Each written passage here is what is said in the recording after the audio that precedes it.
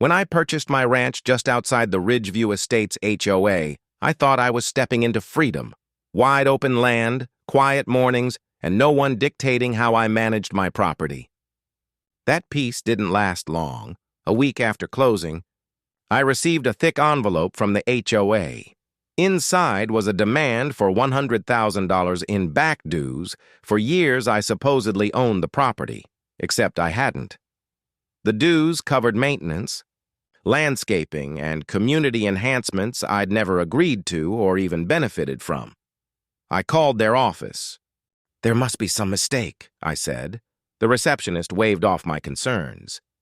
"Our records are accurate. Pay immediately or legal action will follow." Then came Karen, the infamous HOA president, in person. Clipboard in hand, she leaned over my front gate. "You're delinquent on fees. This property has been part of the HOA, and you're responsible for all outstanding dues." I held up my deed. "Ma'am, this property is outside your HOA. You have no jurisdiction." "I don't owe you a penny," she huffed, stamping her foot like a child, muttering threats about liens, lawsuits, and forced compliance. I contacted my lawyer, a seasoned property attorney. Within days, we had a response drafted.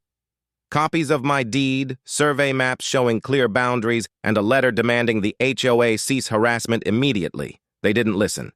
Instead, they escalated, sending collection agents to my property, calling me multiple times a day and even threatening foreclosure. Finally, I filed a formal complaint with the state's HOA regulatory board and included a report on harassment and frivolous claims. Within weeks, the HOA backed down completely, retracting the $100,000 demand and issuing a formal apology. The moral was clear.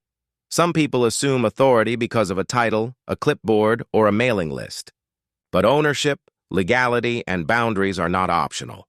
I still enjoy quiet mornings on my ranch, sipping coffee on the porch, watching the sunrise over my own land. The HOA? They've learned the hard way that I don't play by their rules. They demanded $100K in back dues. I refused, showed the law, and won.